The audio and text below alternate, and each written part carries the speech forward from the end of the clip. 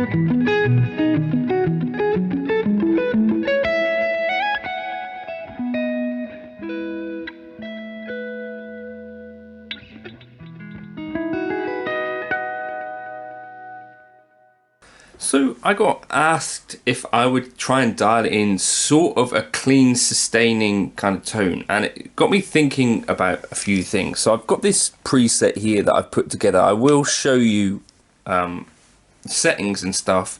This was just something that I put together just now, just trying some things. Now, I'm not a massive compression user. Oftentimes what you're hearing on the channel is that I use quite a bit of gain, but also if you don't have, you know, too much top end character in there, you end up with like a smooth, sustaining kind of lead tone. Allen Hinds, I think, is a really good example of this. Alan Holdsworth as well. And what Alan used to call it was like a shave and a haircut, where you're kind of taking off that hairy stuff. And yeah, but here's what I've ended up with at the moment.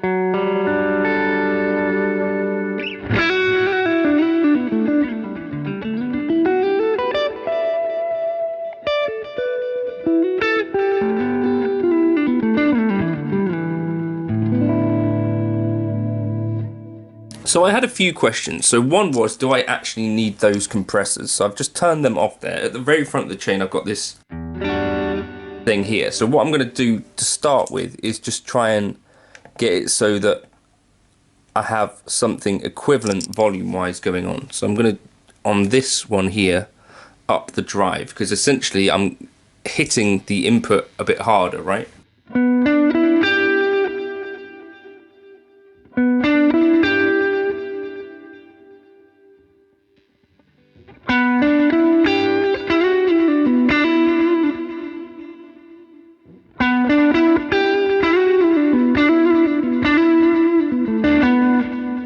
You see I've got two compressors there. And that, for sure, I think is doing positive things, I think, there. I listen to the tone of the two. One's a bit more bloated, and one's a little bit more excited, really.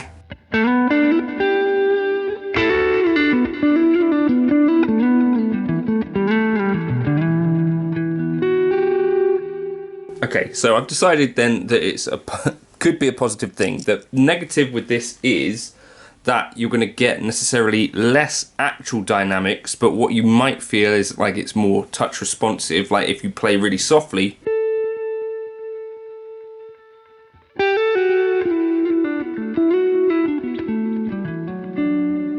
You can feel those notes kind of popping out, because what the compressor is doing is bringing down the volume of the loudest notes that you play, and or two compressors in this case. The idea with the two compressor thing is kind of inspired by the Origin Effects slide rig or the Cali 76 Stacked, where you're using a lot of compression to get a more of a sustaining effect. So let's just go through the settings here. We've got the air apparent with stock settings, I believe, so 550, OD higher, 62, 9 volts. Then we've got the Rochester compressor, which is based on Billy Sheen's, I believe, stock settings, except I brought the level down to 3.6 dB.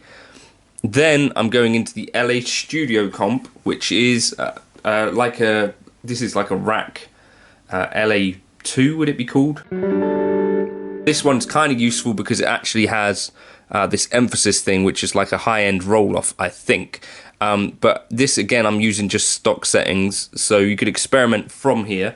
Then I'm going into the Cali, Texas channel 1, which is the Lone Star, and you can hear it's pretty clean, even with a boost in front. Right, so then we're boosting that. I've taken the bass down to 5, mids to 5.8, treble to 5.7, presence to 5.8, and then going into the 2x12 double C12N with a 160 ribbon, position 4.7, and that's stock. Then dual delay, which obviously you may or may not want.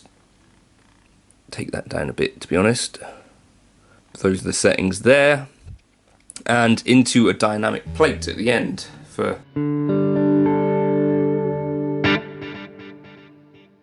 bit of a nice reverb. I'm going to take the damping up slightly. So, what we could do beyond this then, so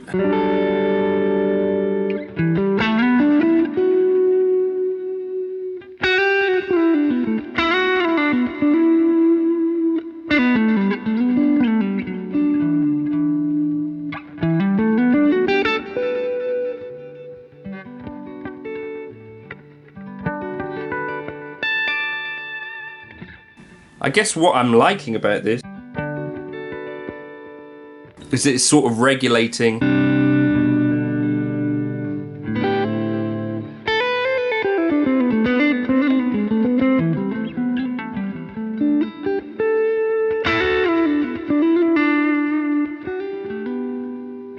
it's regulating some of the feel, and it feels a bit less stiff in some ways, because when I play loudly there's a little bit more kind of sag to stuff, right? Because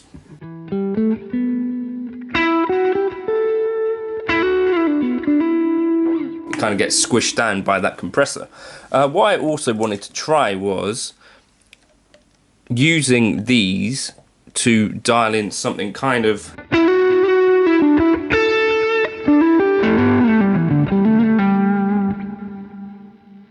hot. So I'm going to take the channel volume down to compensate.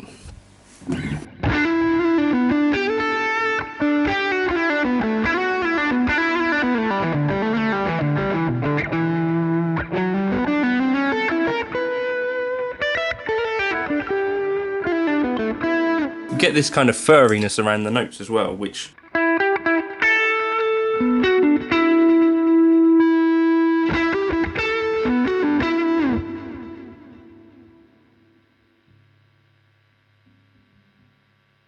compensate for that by taking down the bass, hopefully, slightly.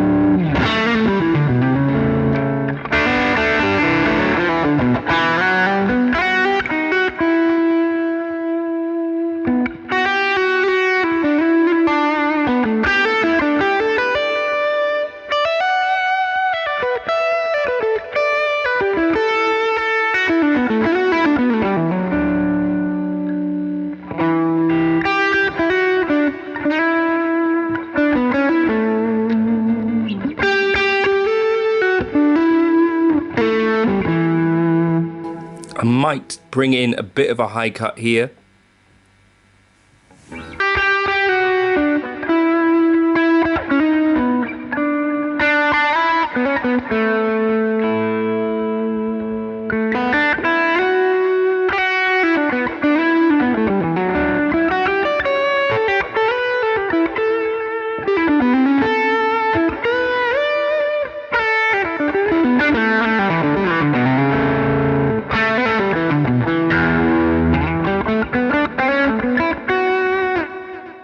So, yeah, as someone who's not a huge fan of compression in general, I feel like you can get great results without using as much as maybe.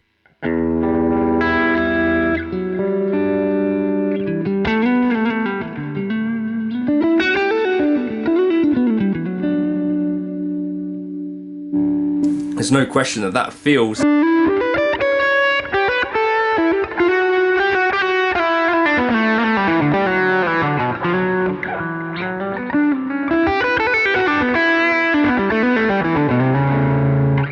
Fun to play. So let me know if you want me to drop that into the folder. The Gumroad link will be the place to grab my presets if you want.